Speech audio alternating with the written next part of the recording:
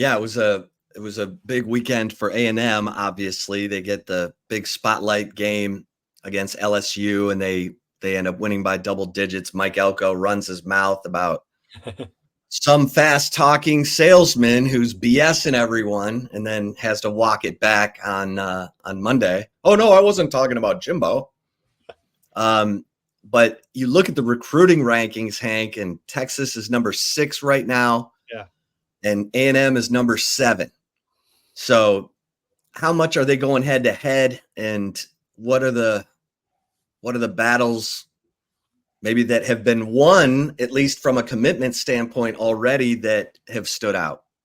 Yeah, that it's really shaping up for that game against Texas A&M at the end of November to, not only could it have, playoff implications if both teams are 10-1. I mean, I think both teams would still make the playoff if, you're both 10-1 going into that game. But, conference championship implications, recruiting implications, you just mentioned 6 and 7, who's going to jump into the top 5. I think Texas will be in the top 5 probably by that game. But who's going to have the higher class? Is Texas able to maybe flip some of these guys like Chase Sims, the Texas A&M defensive line commit they love, Kelshawn Johnson, who's a receiver they've been recruiting. I'm not sure how hard they're pushing for him right now, but still right there. Kobe Sellers is another kid that they've recruited in the past, the 4-star cornerback from Pearland.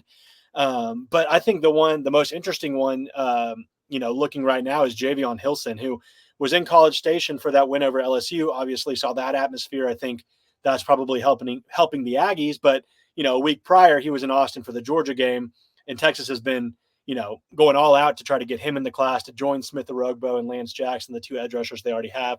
Javion Hilson's right up there on par with Lance Jackson in terms of, impact players at that position. Smith Orogbo is great too. He's just a little bit more raw. But that's looking like it's going to be a Texas A&M race. So these next few weeks are going to be really interesting. And again, we'll see if Texas makes a push to try to flip some of those guys. There's DJ Sanders as well.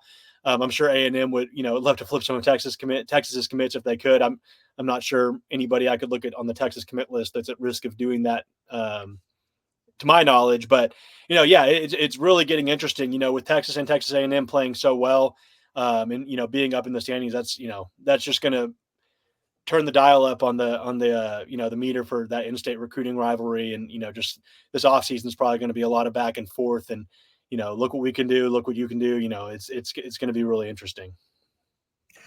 Hank, Jose always asks good questions here on Chip and Zay, but he asks you, do you think Sark is handling the 85 limit well and not doing what Kirby Smart is doing by going after that new number 105, who is making the mistake?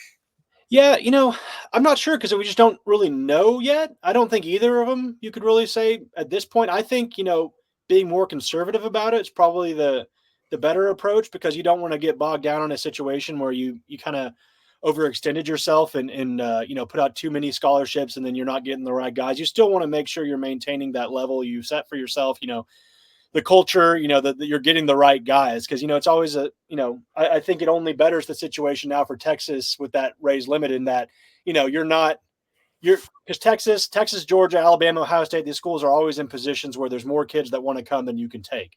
And so, with this, a little bit more flexibility now, I think you still want to operate kind of in that mindset, but you also can fall back on if, we do have, 3 edge rushers, but this kid's really good and he's too good to pass up. We have all these extra scholarships. Let's, if he wants to come, let's get him. He's the right guy. He's too good to pass up on. So we'll see how it shakes out. But I still think probably Sark's approach is a little bit better, where you're not overexerting yourself, making sure, you're keeping open room from the transfer portal, because you never know how that's going to unfold come December, but also still, making sure you're giving enough attention to the high school level as well. Hank, did you cover Jelani McDonald's recruitment? I didn't. I came in after, a couple months after he signed. So, but, from talking to the, Waco Connolly head coach, all he did, when I went out to see Kobe Black last year, like a year ago, or I guess year and a half ago now, and he was just raving about him. And even, Wisner, who, finished at DeSoto, but started at Connolly, couldn't say enough good things about him. But I mean, he's kind of just, one of those, I think he was on the freaks list for top 24/7, the 24/7 sports freak, 50 freaks in the 2023 class. But yeah, hearing the guys talk about him after the Vanderbilt win and, seeing him, step in with Derek Williams going down and Makuba being out. I mean, he's been another guy, you gotta feel great about going further down into the season, just from a depth standpoint, getting this guy experience and him kind of flashing with, what we thought he could do coming out of the high school ranks. Yeah, I think he played every snap of that game. He and Michael Taft. Yeah. And that's he's impressive. A freak athlete. Yeah. And his dad was a monster linebacker for Gary Patterson at TCU. So good bloodlines there. I saw Gary Patterson at the Georgia game, flashed a hook him walking into Moncrief a few weeks ago. So that was good to see. Oh, wow. Yeah.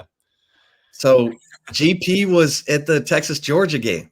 He was in the building. Yeah. I asked him if I could get a picture of him, and he goes, only if you'll take one with me. So then I was at this point where it's like, well, I'm not going to post a picture of me and Gary Patterson together, but I do have photo proof he was there in a Texas shirt. So how about that? Oh, Gary.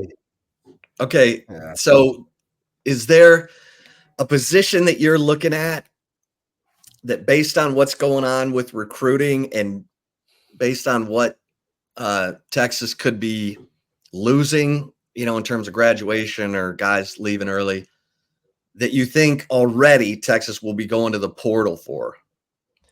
Yeah, I think they're going to have to go, and you and I were just talking about this earlier, Chip, is defensive line. I mean, regardless of, who they get out of high school level, I think guys like Myron Charles could probably play early, like an Alex January type. But a guy like Josiah Sharma, he's still learning how to play defensive line. I mean, he's a converted offensive tackle. So, you got to imagine he's going to be a year or two that needs to kind of season up a little bit. But I think, that's just the obvious spot. Even if you go out and get a guy like Joseph Mbachu, another really raw, unproven talent, has all the physical traits, but you need to get him in a program, get him learning the position a little bit more, assuming you get him, and maybe, a guy like Justice Terry could probably play immediately. But, you're losing Alfred Collins, Vernon Broughton, those transfers from last season. Alex January is really the only proven guy. We'll see what happens with Sadir Mitchell. We'll see what happens with Joey Bledsoe. But, you're probably going to need to go do what you did again this past offseason, getting guys like Tia Savea, Bill Norton, guys like that have, experience. So I would expect that to be a focus. The running back position, I think, could be one. Texas is pretty loaded, assuming Baxter and Clark can come back fully healthy, going with Gibson and Wisner and those guys. But, maybe you want to get an extra veteran guy that can rotate in and, God forbid, the injury bug hits you again like it did this year, but maybe some insurance. I don't know if that's going to be the biggest priority. But yeah, maybe, cornerback could be a spot, so there's several different areas. And again, it's another spot where, if there's a kid that's, you might not need it, but, if there's a kid that's just too good to pass up and maybe has a few years of eligibility left that you could get in the program and, have around for a while, not just kind of a 1-year plug, maybe that's something you look at. But I think the biggest, thing they're going to be looking at is defensive line, at least right now. Yeah. Yeah, Hank, you just had a conversation with Josiah Sharma. Great story, by the way, on Horns 24/7. Talk about him a little bit and just that, going from offensive line to defensive line and that transition and, what the Texas coaches see in that and see in this trajectory for his future. Yeah, he's really blown up, and I've got to get credit to Brandon Huffman. He actually did that interview. I just wrote it up. Out in California, He went out to Folsom to see him. So got to give Huffman some credit. It was a great interview. But, yeah, he really blew up this. I forgot I don't have his testing numbers right in front of me, but in the spring, like, he wasn't really being talked about. He transferred in from another school into Folsom, which is obviously, Northern California kind of powerhouse program that's produced guys like, Jonah Williams, the former 5-star offensive tackle, the Washington quarterback that took them to the playoff a few years ago. So they've had some guys, but, another guy that, has all the measurables, not a lot of guys that can move like him at that size. And again, learning the position, it was kind of a crummy situation coming to Folsom, though, not being there, but the fact that the California transfer rules prohibit you from playing for the first 5 games.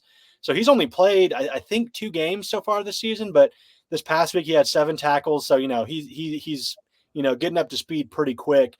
I talked to his coach there, and he said, he's attacking all the workouts, like he's playing every week, and he's getting better and better and better. But again, defensive linemen are at a premium.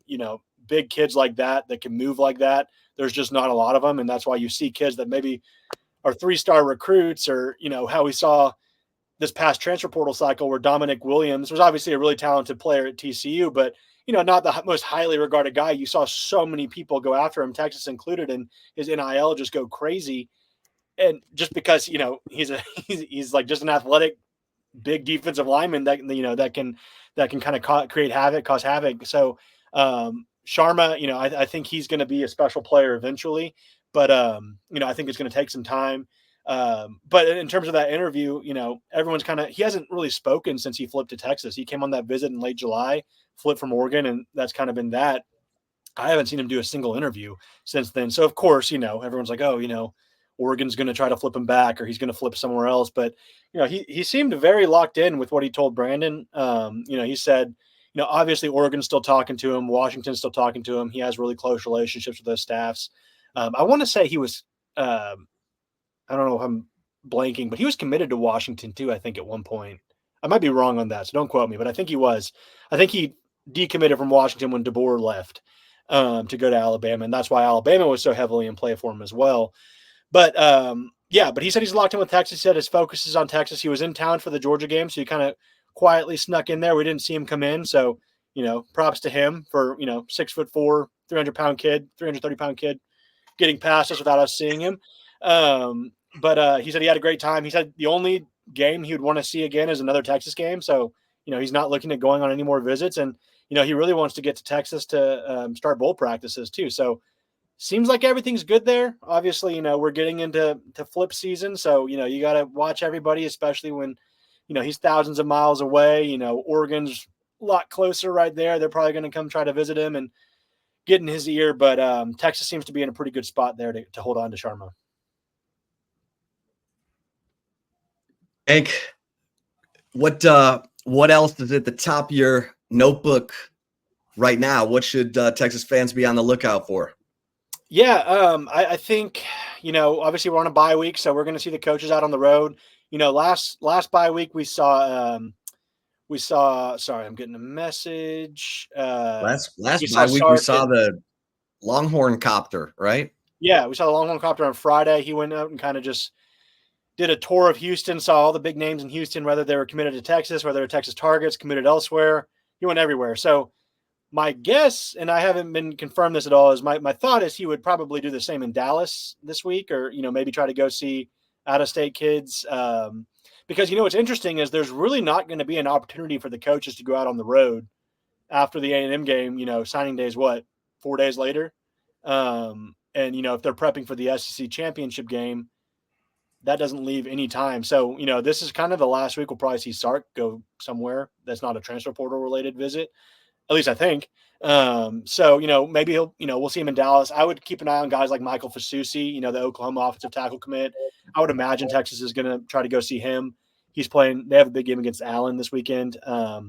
James Simon, the running back commit, told me Tashard Choice is going to be at his game in Louisiana. So, they're going to see all the guys they didn't see probably in that first week, but that's kind of the big recruiting news of this week. Another interesting note we saw last night reported a new linebacker, potential target, Kellen Wiley, a kid from Seffner, Florida, Armwood High School. He set an official visit for Texas next weekend for the Florida game. So, we're seeing Texas, they have two linebackers committed in Bo Barnes and Jonathan Cunningham. But, that's a position where you only take Ty Anthony Smith in 2024. You have Kendrick Blackshire for a half minute. He leaves after the offseason. So, after Anthony Hill, Leongale Fowle, you don't, what's really the depth at linebacker next year? They still have talented guys, but there's just not a lot of them.